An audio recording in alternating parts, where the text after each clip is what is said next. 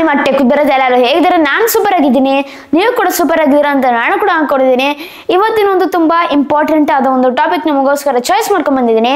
ಈ ಒಂದು ಟಾಪಿಕ್ ಏನಂತ ಅಂದ್ರೆ, ಯಾರ್ಯಾರು ಚಾನಲ್ಗೆ ಮಾನಿಟೈಸೇಷನ್ ಜಸ್ಟ್ ಆಗಿದೆ, ಅದು ಮಾನಿಟೈಸೇಷನ್ ಆಗಿದೆ ಅಥವಾ ಮಾನಿಟೈಸೇಷನ್ ಆಗಿಲ್ಲ ಅಂತವ್ರಿಗೆ ಈ ಒಂದು ವಿಡಿಯೋ.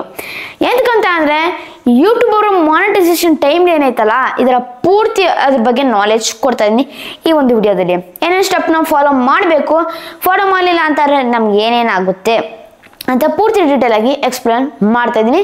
ಇದು ತುಂಬಾ ಅಂದ್ರೆ ತುಂಬಾ ಇಂಪಾರ್ಟೆಂಟ್. ಪ್ರತಿಯೊಬ್ಬ ಯೂಟ್ಯೂಬರು ಈ ಪರ್ಟಿಕ್ಯುಲರ್ ಯೂಟ್ಯೂಬ್ ಮಾನಿಟೈಸೇಷನ್ ಟೈಮ್ಲೈನ್ ಬಗ್ಗೆ ಒಂದು ನಾಲೆಜ್ ಇರಲೇಬೇಕಾಗುತ್ತೆ. ಅದಕ್ಕೆ ಈ ವಿಡಿಯೋ ನೀವೇನು ಮಾಡ್ಬೇಕಂತ ಅಂದ್ರೆ, ನೋಡ್ತಾ ಇದ್ದೀರಾ ಅಂತ ಅಂದ್ರೆ ಲೈಕ್ ಕೊಟ್ಟಿಲ್ಲ ಅಂದ್ರೆ ಇನ್ನ ಲೈಕ್ ಕೊಡಿ, ನನ್ನ ಚಾನಲ್ನ ಸಬ್ಸ್ಕ್ರೈಬ್ ಆಗಿಲ್ಲ ಅಂತ ಅಂದ್ರೆ ಸಬ್ಸ್ಕ್ರೈಬ್ ಆಗಿ ಮತ್ತು ಬೆಲ್ ಐಕಾನ್ ಕ್ಲಿಕ್ ಮಾಡಿ. ಎಂತಕ್ಕಂತ ಅಂದ್ರೆ ಈ ರೀತಿ ಒಳ್ಳೆ ಕಾಂಟೆಂಟ್ ಮಾಡ್ತಾ ಇರ್ತೀನಿ ನಿಮಗೋಸ್ಕರ, ಅದಕ್ಕೆ ಸಬ್ಸ್ಕ್ರೈಬ್ ಮಾಡಿ ಇಟ್ಕೊಂಡ್ರಿ. ಈ ತೀರಿ ನಿಮಗೆ ವಿಡಿಯೋಸ್ ಸಿಗ್ತಾ ಇರುತ್ತೆ ನನ್ನ ಒಂದು ಚಾನಲಲ್ಲಿ. ಬನ್ನಿ ತಡ ಮಾಡಿದ್ರೆ ನಮ್ಮ ಒಂದು ಟಾಪಿಕ್ ಶುರು ಮಾಡೋಣ. ಫಸ್ಟ್ ಈಗ ಮಾನಿಟೈಸೇಷನ್ ಆಗುವ ಸ್ಟೆಪ್ಸ್ ಬಗ್ಗೆ ತಿಳ್ಕೊಳ್ಳೋಣ.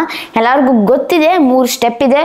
ನಿಮಗೆ ಅಷ್ಟೊಂದು ಡೀಟೇಲ್ ಆಗಿ ಎಕ್ಸ್ಪ್ಲೇನ್ ಮಾಡಕ್ ಹೋಗಲ್ಲ, ಶಾರ್ಟ್ ಕಟ್ ಆಗಿ ಸ್ವೀಟ್ ಆಗಿ ಹೇಳ್ತಾ ಇರ್ತೀನಿ. ಅದೇನಂತ ಅಂದ್ರೆ, ಮೊದಲನೇ ಸ್ಟೆಪ್ ಬಂದ್ಬಿಟ್ಟು review terms and basis policy ಇರುತ್ತೆ, ಅದನ್ನ ಓದ್ಕೊಂಡು ಎಸ್ ಅಂತ ನೀವು ಅಕ್ಸೆಪ್ಟ್ ಅಂತ ಕೊಡ್ಬೇಕಾಗುತ್ತೆ. ಮೊದಲನೇ ಸ್ಟೆಪ್ ಡನ್. ಎರಡನೇ ಸ್ಟೆಪ್ ಬಂದ್ಬಿಟ್ಟು ಆಡ್ಸೆನ್ಸ್. ಹೊಸ ಒಂದು ಆಡ್ಸೆನ್ಸ್ ಅಕೌಂಟ್ ಮಾಡಿ ನೀವು ಯೂಟ್ಯೂಬ್ ಜೊತೆ ಲಿಂಕ್ ಮಾಡಬೇಕಾಗುತ್ತೆ. ನೆನಪಿಕೊಳ್ಳಿ, ಏನಂತಾರೆ, ಆಡ್ಸೆನ್ಸ್ ನಲ್ಲಿ ನೀವು ಒಂದು ಹೆಸರು ಮಾಡಬೇಕು. ಆ ಒಂದು ಹೆಸರಿಗೆ ಪರ್ಟಿಕ್ಯುಲರ್ ಬ್ಯಾಂಕ್ ಅಕೌಂಟ್ ಆಗಲಿ ಪಾನ್ ಕಾರ್ಡ್ ಆಗಲಿ ಇರಬೇಕು. ಅದೊಂದು ನೀವು ನೋಡ್ಬೇಕಾಗತ್ತೆ. ಈ ಪಾಯಿಂಟ್ನ ನೀವು ಮೈಂಡಲ್ಲಿ ಇಟ್ಕೊಂಡಿರಿ. ಈ ಪಾಯಿಂಟು ತುಂಬಾ ಅಂದ್ರೆ ತುಂಬಾ ನಿಮಗೆ ಇಂಪಾರ್ಟೆಂಟ್ ಆಗುತ್ತೆ. ಮತ್ತೆ ಕ್ಲೀನಾಗಿ ನೀಟಾಗಿ ನೀವು ಗೂಗಲ್ ಆಡ್ಸೆನ್ಸ್ನ ಅಕೌಂಟ್ನ ಕ್ರಿಯೇಟ್ ಮಾಡಬೇಕಾಗುತ್ತೆ. ಗೂಗಲ್ ಆಡ್ಸೆನ್ಸ್ ಅಕೌಂಟ್ ಇದನ್ನ ನಾವು ಕ್ರಿಯೇಟ್ ಮಾಡೋದು ಹೇಗೆ ಅಂತ ಡೀಟೇಲ್ ಆಗಿ ವಿಡಿಯೋ ಮಾಡಿದೆ, ಬೇಕಾದ್ರೆ ಮೇಲೆ ಪಿನ್ ಮಾಡ್ತೀನಿ ನಿಮಗೋಸ್ಕರ. ವಿಡಿಯೋ ನೋಡೋಣ, ಪೂರ್ತಿ ವಿಡಿಯೋ ನೋಡಿ, ಅವಾಗ ನಿಮಗೆಲ್ಲ ಪೂರ್ತಿ ಅರ್ಥ ಆಗುತ್ತೆ ಏನೇನು ಸ್ಟೆಪ್ ನಾವು ಫಾಲೋ ಮಾಡಬೇಕಂತ. ಇದೊಂದು ನೀವು ಕೇರ್ಫುಲ್ ಆಗಿ ಮೈಂಡಲ್ಲಿ ಇಟ್ಕೊಳ್ಳಿ. ಮತ್ತೆ ಲಿಂಕ್ ಮಾಡಿದ ಯೂಟ್ಯೂಬ್ ಜೊತೆ ಎರಡನೇ ಸ್ಟೆಪ್ ಮುಗೀತು, ಡನ್ನು, ಸಕ್ಸಸ್ ಆಗೋಯ್ತು. ಮೂರನೇ ಸ್ಟೆಪ್ ರಿವ್ಯೂ ಸ್ಟೆಪ್ಪಲ್ಲೂ ನಿಮ್ದೇನು ಪ್ರಾಬ್ಲಮ್ ಆಗಿಲ್ಲ, ಚಾನಲು ಅದು ಸೇಫ್ ಆಯಿತು, ಮಾನಿಟೈಸೇಷನ್ ಆಯಿತು, ಚಾನಲ್ ಎಲ್ಲ ಕಂಪ್ಲೀಟ್ ಆಗಿ. ಆಮೇಲೆ ನೆಕ್ಸ್ಟ್ ಬಂದ್ಬಿಟ್ಟು ಏನಂತ ಅಂದರೆ, $10 ಕಂಪ್ಲೀಟ್ ಆದಮೇಲೆ 4 ಸ್ಟೆಪ್ ಇದೆ. ಅದು ಪೂರ್ತಿ ಡೀಟೇಲ್ ಆಗಿ ಎಕ್ಸ್ಪ್ಲೇನ್ ಮಾಡ್ತೀನಿ. 1 by 1 ಸ್ಟೆಪ್ಪು ತುಂಬ ಇಂಪಾರ್ಟೆಂಟ್ ಆಗುತ್ತೆ. ಮೊದಲನೇ ಸ್ಟೆಪ್ ಹೇಳಿದಲ್ಲ, $10 ಕಂಪ್ಲೀಟ್ ಆದಮೇಲೆ ನಿಮ್ಗೊಂದು ನೋಟಿಫಿಕೇಶನ್ ಬರುತ್ತೆ ಗೂಗಲ್ ಆಡ್ಸೆನ್ಸ್ನಲ್ಲಿ.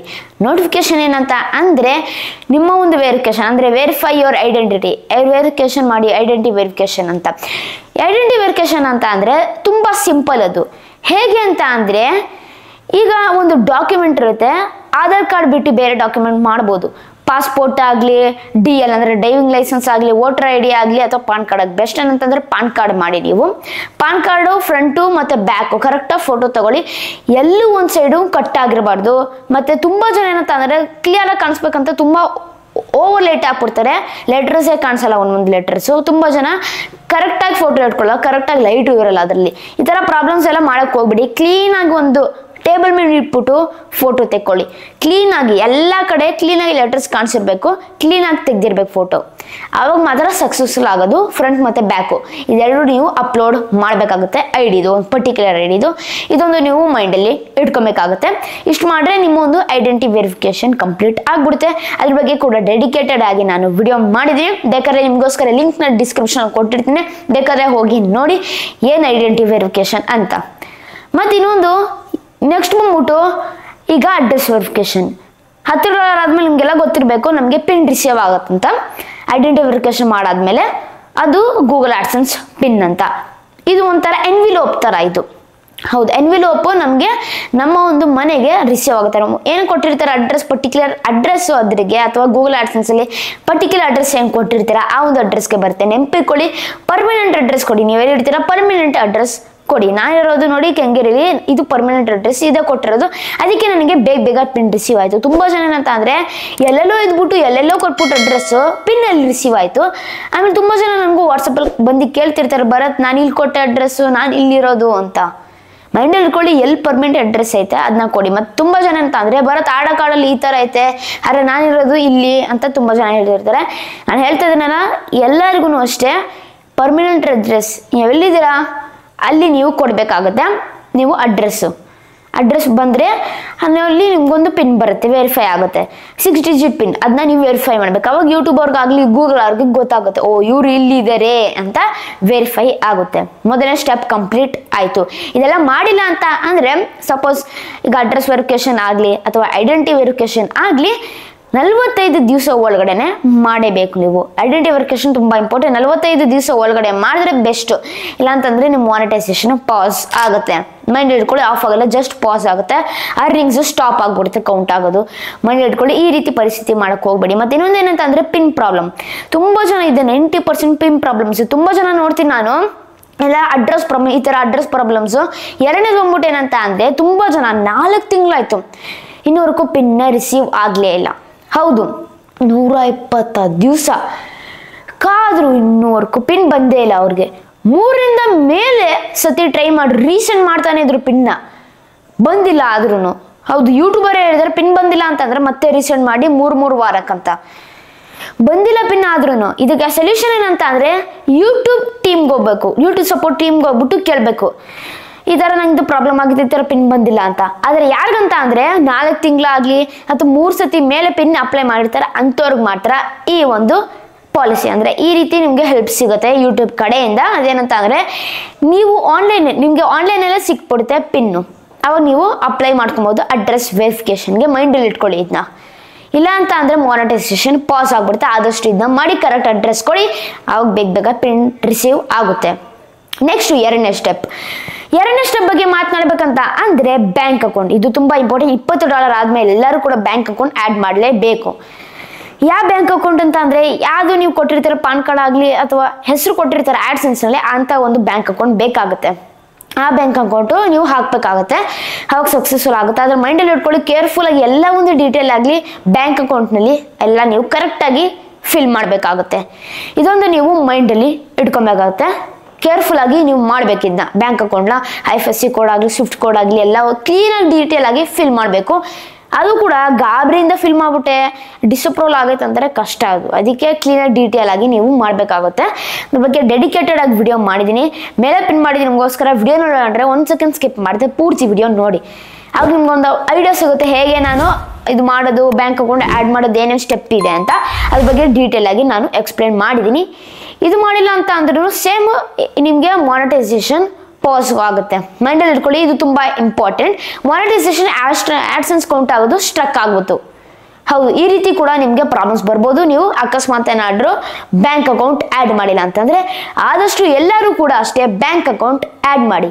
ಇದು ನನ್ನ ಒಂದು ಸಜೆಷನ್. ಮೈಂಡಲ್ಲಿ ಇಟ್ಕೊಳ್ಳಿ, ಬ್ಯಾಂಕ್ ಅಕೌಂಟ್ ತುಂಬ ಇಂಪಾರ್ಟೆಂಟ್. ಆವಾಗ ನಿಮಗೆ ರಿಸೀವ್ ಆಗೋದು ಗೂಗಲ್ ಆಡ್ಸೆನ್ಸಿಂದ ಡಾಲರ್ಸ್ ಅರ್ನಿಂಗ್ಸ್ ಆಗಲಿ ಬ್ಯಾಂಕ್ ಅಕೌಂಟ್ಗೆ. ಮೈಂಡಲ್ಲಿ ಇಟ್ಕೊಳ್ಳಿ. ನೆಕ್ಸ್ಟ್ ಮೂರನೇ ಸ್ಟೆಪ್ ಬಗ್ಗೆ ಮಾತನಾಡಬೇಕಂತ ಅಂದರೆ US ಟ್ಯಾಕ್ಸ್ ಇನ್ಫಾರ್ಮೇಷನ್. ಇದ್ರ ಬಗ್ಗೆ ಡೆಡಿಕೇಟೆಡ್ ಕೂಡ ನಾನು ವಿಡಿಯೋ ಮಾಡಿದ್ದೀನಿ, ಮೇಲೆ ಪಿನ್ ಮಾಡಿದ್ದೀನಿ ನಿಮಗೋಸ್ಕರ. ಪೂರ್ತಿ ನೋಡಿ, ನಿಮಗೆಲ್ಲ ಅರ್ಥ ಆಗುತ್ತೆ ಏನಿದೆಪ್ಪ US ಟ್ಯಾಕ್ಸ್ ಇನ್ಫಾರ್ಮೇಷನ್ ಅಂತ ಡೀಟೇಲ್ ಆಗಿ ಎಕ್ಸ್ಪ್ಲೇನ್ ಮಾಡಿದ್ದೀನಿ. ಶಾರ್ಟ್ ಆ್ಯಂಡ್ ಸ್ವೀಟ್ ಆಗಿ ಹೇಳ್ತೀನಿ ಈ ವಿಡಿಯೋದಲ್ಲಿ. ಅದೇನಂತ ಅಂದರೆ ಎಲ್ಲರೂ ಕೂಡ ಅಷ್ಟೇ, ಪ್ರತಿಯೊಬ್ಬ ಯೂಟ್ಯೂಬರ್ ಆಗಲಿ ಚಾನಲ್ ಮಾನಿಟೈಸೇಷನ್ ಆಗಿದೆ ಅಂತ ಅಂದರೆ US ಟ್ಯಾಕ್ಸ್ ಇನ್ಫಾರ್ಮೇಷನ್ ಫಿಲ್ ಮಾಡಬೇಕು. ಇಲ್ಲ ಸಪೋಸ್ ಏನಂತ ಅಂದರೆ $300 ಅರ್ನಿಂಗ್ ಮಾಡಿರ್ತೀರಾ ನೀವು, $300 ನಿಮಗೆ ರಿಸೀವ್ ಆಗುತ್ತೆ ಬ್ಯಾಂಕ್ ಅಕೌಂಟಲ್ಲಿ. ನೀವು ನೋಡ್ತೀರ ಕೇವಲ $270 ಅಷ್ಟೇ ರಿಸೀವ್ ಆಗಿದೆ. ಏನಪ್ಪ ಬರುತ್ತೆ ಅಂತ ಕೇಳ್ಬೋದು. ಎಂತಕ್ಕೆ 30% ಟ್ಯಾಕ್ಸಲ್ಲಿ ಕಟ್ ಆಗಿದೆ ಯೂಟ್ಯೂಬರ್ಗೆ ಮತ್ತು ಗೂಗಲ್ ಅವ್ರಿಗೆ, ಇಬ್ಬರು ಡಿವೈಡ್ ಮಾಡ್ಕೊತಾರೆ. ಅದಕ್ಕೆ ಹೇಳ್ತಾ ಇರೋದು, ಈ ರೀತಿ ಮಾಡೋಕ್ಕೆ ಹೋಗಲೇಬೇಡಿ. ದಯವಿಟ್ಟು US ಟ್ಯಾಕ್ಸ್ ಇನ್ಫಾರ್ಮೇಷನ್ ಫಿಲ್ ಮಾಡಿ. ಅವಾಗ ಬೇರೆ ಎಲ್ಲ ದೇಶಕ್ಕೆ, ಯಾವುದೇ ದೇಶದಲ್ಲಿ ಇರಲಿ ನೀವು US ಟ್ಯಾಕ್ಸ್ ಇನ್ಫಾರ್ಮೇಷನ್ ಫಿಲ್ ಮಾಡಿದ್ರೆ ಬೇರೆ ಎಲ್ಲ ದೇಶ ಫ್ರೀ ಆಗುತ್ತೆ, ಬೇರೆ US ಅಷ್ಟೇ 15% ಆಗುತ್ತೆ. ಮೈಂಡಲ್ಲಿ ಇಟ್ಕೊಳ್ಳಿ ಇದನ್ನ. ಇದು ತುಂಬ ಅಂದರೆ ತುಂಬ ನಿಮಗೆ ಇಂಪಾರ್ಟೆಂಟ್ ಆಗುತ್ತೆ. ಇದು ನೀವು ಫಿಲ್ ಮಾಡಲೇಬೇಕಿಲ್ಲ ಅಂತ ಅಂದರೆ ನೀವು ಏನು ಮಾಡೋಕ್ಕಾಗಲ್ಲ, ಯೂಟ್ಯೂಬರ್ಗೆ ನೀವು ಟ್ಯಾಕ್ಸ್ ಕಟ್ಟಬೇಕಾಗುತ್ತೆ. ಅಲ್ಲ ಫ್ರೆಂಡ್ಸ್, 30% ಟ್ಯಾಕ್ಸ್ ಕಟ್ಟೋದು 15% ಟ್ಯಾಕ್ಸ್ ಕಟ್ಟೋದು ಎಷ್ಟು ಡಿಫ್ರೆನ್ಸ್ ಇದೆ ಹೇಳಿ, ಹೌದಲ್ವಾ? ಅದಕ್ಕೆ ಎಲ್ಲರೂ ಆದಷ್ಟು US ಟ್ಯಾಕ್ಸ್ ಇನ್ಫಾರ್ಮೇಷನ್ನ ಫಿಲ್ ಮಾಡಿ, ಕೇರ್ಫುಲ್ ಆಗಿ ಕೂಡ ಫಿಲ್ ಮಾಡಿ. ಮತ್ತು ಇನ್ನೊಂದು ಏನಂತ ಅಂದರೆ, ಇನ್ನೊಂದು ಪ್ರಾಬ್ಲಮ್ ಏನಾಗತ್ತಂತ ಅಂದರೆ ಗೂಗಲ್ ಆಡ್ಸೆನ್ಸ್ ಅಲ್ಲಿ ಒಂದೇನೋ ಹೆಸರು ಕೊಟ್ಬಿಟ್ಟಿರ್ತಾರೆ. ಇಲ್ಲಿ ನೋಡ್ರಿ US ಟ್ಯಾಕ್ಸ್ ಇನ್ಫಾರ್ಮೇಷನ್ ಫಿಲ್ ಮಾಡಿದಾಗ ಒಂದೇನೋ ಬೇರೆ ಹೆಸರು ಕೊಟ್ಬಿಟ್ಟಿರ್ತಾರೆ, ಸ್ಪೆಲ್ಲಿಂಗ್ ಮಿಸ್ಟೇಕ್ ಎಲ್ಲ ಮಾಡಿ. ಇದರಿಂದ ಅವ್ರದ್ದು ಅಪ್ರೂವಲ್ ಆಗ್ಬಿಡುತ್ತೆ. ಅಪ್ರೂವಲ್ ಆಗುತ್ತಂತ ಅಂದರೆ ಅಲ್ಲೇ ವಿತಿನ್ ಸೆಕೆಂಡ್ಸ್ ಅಲ್ಲಿ ಆಗಬೇಕು. ಇಲ್ಲ ಸ್ವಲ್ಪ ಯೂಟ್ಯೂಬ್ ಸರ್ವರ್ ಕಾಂಪ್ಲಿಕೇಟೆಡ್ ಅಂತ ಅಂದರೆ ಯೂಟ್ಯೂಬ್ ಸರ್ವರ್ ತುಂಬ ಫುಲ್ ಇದೆ ಅಂತ ಅಂದರೆ ಸ್ವಲ್ಪ ಒಂದು ಟೈಮ್ ತಗೊಳುತ್ತೆ, 24 hours ರಿಸಲ್ಟ್ ತೋರಿಸುತ್ತೆ ಆಮೇಲೆ. ಆದರೆ ಹೇಳ್ತೀನಲ್ಲ, ಆದಷ್ಟು ಕ್ಲಿಯರ್ ಆಗಿ ಡೀಟೇಲ್ ಆಗಿ ಫಿಲ್ ಮಾಡಿ ಆ ಒಂದು ಪರ್ಟಿಕ್ಯುಲರ್ ಸ್ಟಾಕ್ಸ್ ಇನ್ಫಾರ್ಮೇಷನ್ನ ಹೇಳಿದ್ನಲ್ಲ, ಮುಂಚೆ ಪಿನ್ ಮಾಡಿದ್ದೀನಿ, ವಿಡಿಯೋ ನೋಡಿಕೊಂಡು ಕೂಡ ನೀವು ಬೇಕಾದರೆ ಮಾಡ್ಬೋದು, ಅಥವಾ ಲಿಂಕು ಕೂಡ ನಿಮಗೆ ಡಿಸ್ಕ್ರಿಪ್ಷನಲ್ಲಿ ಸಮೇತ ಕೊಟ್ಟಿರ್ತೀನಿ, ಕ್ಲಿಕ್ ಕೊಟ್ಟು ಅಲ್ಲೂ ನೋಡ್ಬೋದು ನೀವು. ಮತ್ತು ನೆಕ್ಸ್ಟ್ ನಾಲ್ಕು ಮತ್ತು ಕೊನೆ ಸ್ಟೆಪ್ ಬಂದ್ಬಿಟ್ಟು ಏನಂತ ಅಂದರೆ ನಮ್ಮ ಪೇಮೆಂಟು ರಿಸೀವ್ ಆಗೋದು. ಹೌದು, ತುಂಬ ಜನ ಇದೆ, $100 ಆಗಲಿ $100 ಮೇಲೆ ಕಂಪ್ಲೀಟ್ ಆದರೆ ಪೇಮೆಂಟು ರಿಸೀವ್ ಆಗೋದು. ಈಗ ಸಪೋಸ್ ರಿಸೀವ್ ಮಾಡ್ತೀರಂತ ಅಂದರೆ ಪೇಮೆಂಟು ಫಸ್ಟ್ ಅದು ಆ್ಯಡ್ಸೆನ್ಸ್ನಲ್ಲಿ ಕೌಂಟ್ ಆಗಬೇಕು.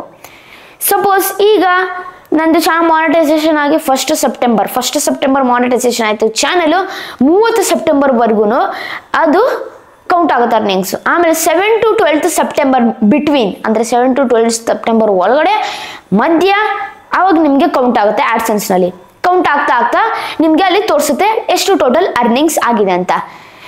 ಈಗ ಕೌಂಟ್ ಆಗ್ತಾ ನಿಮಗೆ $100 ಪ್ಲಸ್ ಆಗ್ಬಿಟ್ರೆ ರಿಸೀವ್ ಮಾಡ್ಬೋದು ಪೇಮೆಂಟ್. ರಿಸೀವ್ ಮಾಡಿದ ಪೇಮೆಂಟು ನಿಮಗೆ ಒಂದು ಪರ್ಟಿಕ್ಯುಲರ್ ತಿಂಗಳು, ಸಪೋಸ್ ಕಂಪ್ಲೀಟ್ ಆಗುತ್ತೆ ಡಾಲರ್ಸ್. ಈಗ ನಾನು ಅಕ್ಟೋಬರ್ ತಿಂಗಳು ನಾನು ರಿಸೀವ್ ಮಾಡ್ಕೊಂಡೆ ಪೇಮೆಂಟ್ನ. ಆ ಪರ್ಟಿಕ್ಯುಲರ್ ತಿಂಗಳಲ್ಲಿ 21ನೇ ತಾರೀಕು 26ನೇ ತಾರೀಕು ಮಧ್ಯದಲ್ಲಿ ನಿಮಗೆ ಪೇಮೆಂಟ್ ರಿಸೀವ್ ಆಗುತ್ತೆ ನಿಮ್ಮ ಒಂದು ಬ್ಯಾಂಕ್ ಅಕೌಂಟಲ್ಲಿ.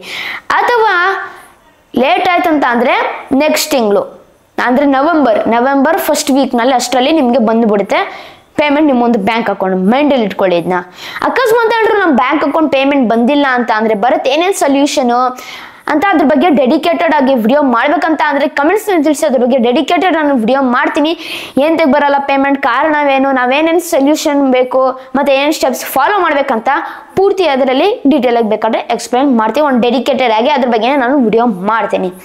ಮತ್ತು ಇದೇನಂತ ಅಂದರೆ ನೀವು ರಿಸೀವ್ ಮಾಡ್ತಿರಲ್ಲ ಪೇಮೆಂಟ್ ಬ್ಯಾಂಕ್ ಅಕೌಂಟ್ಗೆ ನೀವು ಒಂದು ಫಾರ್ಮ ಫಿಲ್ ಮಾಡಬೇಕಾಗುತ್ತೆ. ಆ ಫಾರ್ಮ್ ಅಂದ್ಬಿಟ್ಟು ರಿಸಿಪ್ಟ್ ಫಾರ್ಮ್ ಅಂತ, ಆ ಫಾರ್ಮ್ನಲ್ಲಿ ಫಿಲ್ ಮಾಡಬೇಕು. ಅದು ಕಂಪಲ್ಸರಿ. ಫಿಲ್ ಮಾಡಿದ್ರೆ ಒಂದ್ಸತಿ ಅಷ್ಟೇ ಫಿಲ್ ಮಾಡಿದ್ರೆ ಅವಾಗೆಲ್ಲ ಒಂದು ಪೇಮೆಂಟ್ ರಿಸೀವ್ ಆಗ್ತಾ ಇರುತ್ತಲ್ಲ ಅದು ಆಟೋಮೆಟಿಕ್ ಆಗಿ ನಿಮಗೆ ಬರ್ತಾ ಇರುತ್ತೆ. ರಿಕಮೆಂಡೆನ್ಸ್ ಫಾರ್ಮ್ ಅಂತ. ಇದು ಮೈಂಡಲ್ಲಿ ಇಟ್ಕೊಳ್ಳಿದ್ನ. ಈ ಫಾರ್ಮ್ ತುಂಬ ಅಂದರೆ ತುಂಬ ಇಂಪಾರ್ಟೆಂಟ್.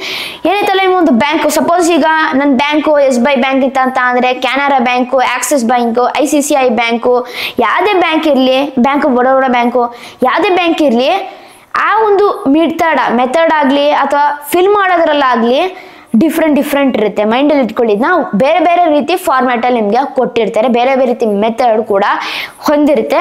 ಈ ಒಂದು ಫಾರ್ಮ್ನ ಫಿಲ್ ಮಾಡ್ಬೇಕಂತಂದ್ರೆ ಒಂದ್ಸತಿ ಅಷ್ಟೇ ಫಿಲ್ ಮಾಡಿದ್ರೆ ಎಲ್ಲ ಪೇಮೆಂಟ್ಗೂ ಫಿಲ್ ಮಾಡಿಷ್ಟಲ್ಲ. ಒಂದ್ಸತಿ ಫಿಲ್ ಮಾಡಿಬಿಟ್ರೆ ಹಂಗೆ ಪೇಮೆಂಟ್ ಬರ್ತಾ ಇರುತ್ತೆ, ಹಂಗೆ ಪೇಮೆಂಟ್ ರಿಸೀವ್ ಆಗ್ತಾ ಇರುತ್ತೆ ನಿಮ್ಮ ಒಂದು ಬ್ಯಾಂಕ್ ಅಕೌಂಟ್ಗೆ. ಮೈಂಡಲ್ಲಿ ಇಟ್ಕೊಳ್ಳಿ. ಈ ಫಾರ್ಮ್ ಮಾತ್ರ ತುಂಬ ಅಂದರೆ ತುಂಬ ಇಂಪಾರ್ಟೆಂಟ್. ಬೇಕಾದ್ರದ್ರ ಬಗ್ಗೆನೂ ವಿಡಿಯೋ ಮಾಡ್ಬೇಕಂದ್ರೆ ಹೇಳಿ, ಅದ್ರ ಬಗ್ಗೆ ಕೂಡ ನಾನು ಬೇಕಾದ್ರೆ ನಿಮಗೋಸ್ಕರ ನಾನು ವಿಡಿಯೋ ಮಾಡ್ತೀನಿ. ಇಷ್ಟಾಯಿತು ಈ ಒಂದು ಪರ್ಟಿಕ್ಯುಲರ್ ಯೂಟ್ಯೂಬ್ ಮಾನಿಟೈಸೇಷನ್ ಟೈಮಿಂಗ್. ಇಷ್ಟು ಫಾಲೋ ಮಾಡಿಬಿಟ್ರೆ ಬೇಗ ನೀವು ಅರ್ನಿಂಗ್ಸ್ ಮಾಡಿ ನಿಮ್ಮ ಒಂದು ಬ್ಯಾಂಕ್ ಅಕೌಂಟ್ಗೆ ರಿಸೀವ್ ಮಾಡ್ಬೋದು. ಇಷ್ಟು ಸ್ಟೆಪ್ ಫಾಲೋ ಮಾಡಿ. ಇದು ತುಂಬ ಅಂದರೆ ತುಂಬ ಇಂಪಾರ್ಟೆಂಟ್. ಹಾಗೆ ನಿಮಗೆ ಪೂರ್ತಿ ಇನ್ಫಾರ್ಮೇಷನ್ ಸಿಗ್ತಾ ಅಂತ ಅನ್ಕೊಂಡಿದ್ರೆ, ಅರ್ಥ ಆಗಲಿಲ್ಲ ಅಂದರೆ ಮತ್ತೆ ಇನ್ನೊಂದ್ಸತಿ ಹಾಕೊಂಡು ವಿಡಿಯೋ ನೋಡಿ.